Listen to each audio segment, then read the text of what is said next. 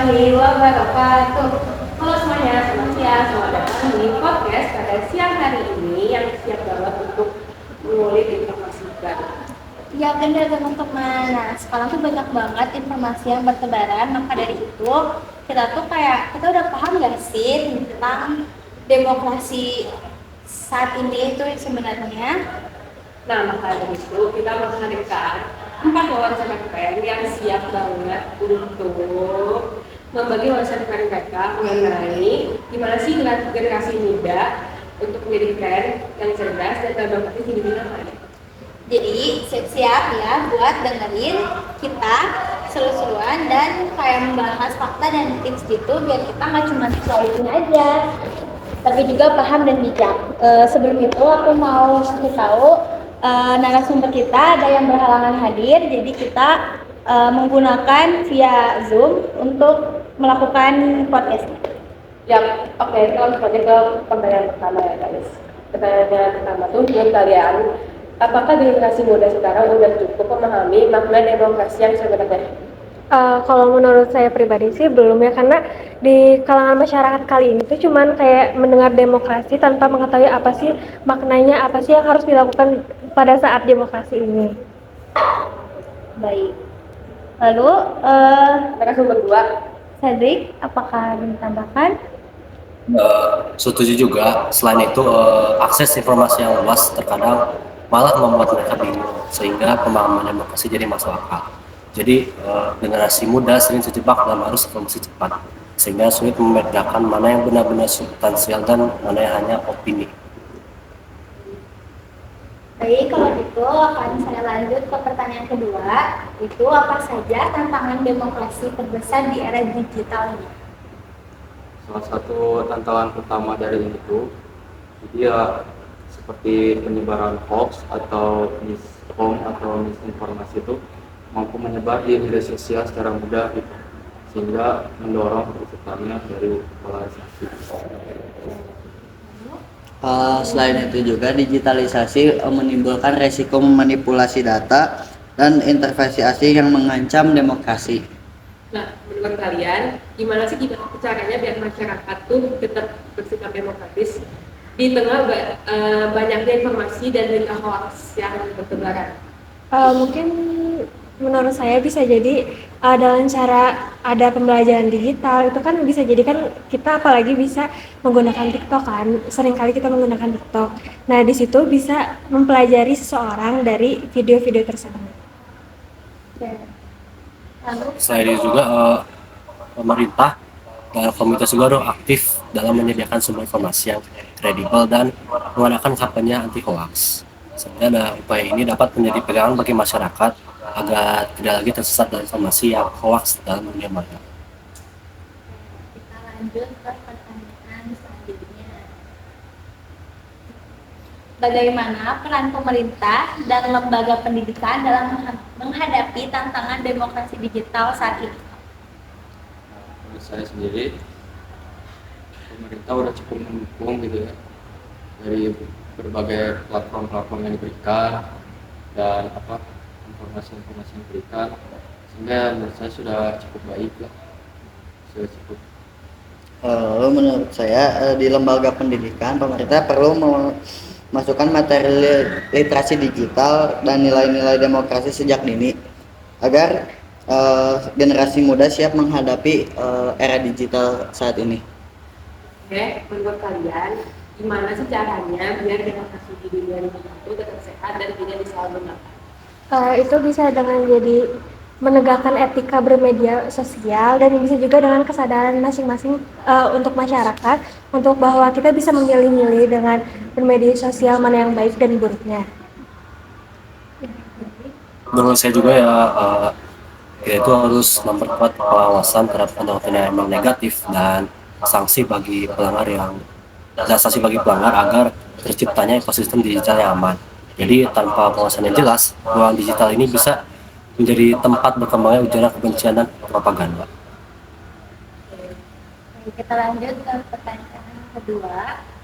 Apa langkah kecil yang digunakan atau yang dilakukan oleh generasi muda agar tetap demokratis dalam media sosial? Menurut saya, kalaupun ada informasi atau berita yang masuk itu jangan mudah percaya gitu, harus gali dulu informasinya secara dalam. Lalu ya kalaupun mendapat informasi itu menyebar juga, kita harus hati-hati, jangan langsung percaya dan langsung menyebar karena jadi salah informasi. Kalau lalu selanjutnya kalau menurut saya generasi muda harus mampu berdiskusi dengan sikap terbuka dan saling menghargai pendapat saat menggunakan sosial media. Oke, kita lanjut ke pertanyaan selanjutnya. Menurut kalian, bagaimana cara membedakan antara kritik demokratis dan ujaran kebencian di media sosial?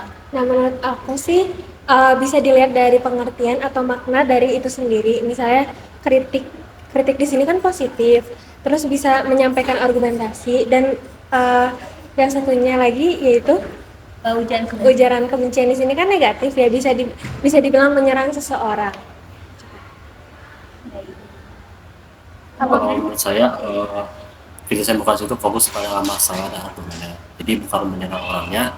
Tapi kalau misalnya ujaran kebencian itu biasanya menyerang ke identitas pribadi kita seperti suku, agama, ras, atau fisik dan lain-lain. Jadi tujuannya emang untuk membuat orang lain itu diam atau takut pada kita.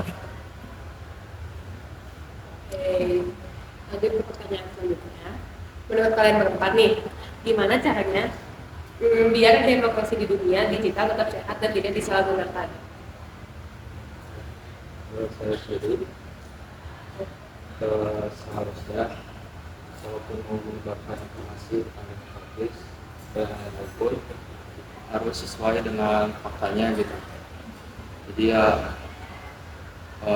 walaupun mengkritik atau menyebarkan informasi yang berlebihan ya harus sesuai faktanya gitu, sehingga jangan salah gunakan gitu. Lalu selanjutnya kalau menurut saya agar demokrasi demokrasi di dunia digital tetap sehat, setiap orang yang menggunakan platform media sosial wajib mempunyai kemampuan literasi digital, yaitu memahami kemampuan memilah informasi, bersikap kritis, dan menggunakan media dengan etika. Oke, ini untuk pertanyaan terakhir. Apa nih ya pesan dari kalian untuk masyarakat agar bisa memanfaatkan era keterbukaan informasi tanpa melanggar nilai-nilai demokrasi? Ya nih, biar tidak melenceng dari jalannya gitu ya, bisa dibilang. Coba.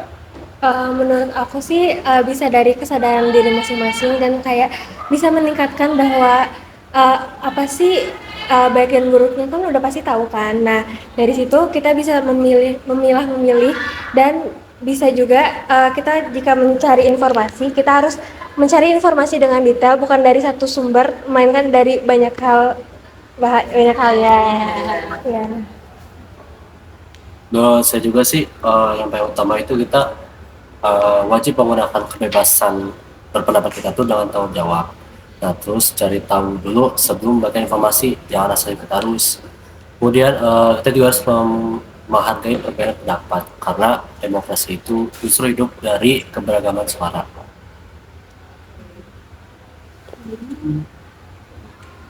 Ya seharusnya kita sebagai remaja SMA ya kan udah gede gitu ya, harusnya bisa tahu mana yang benar, mana yang salah, gitu aja sih intinya.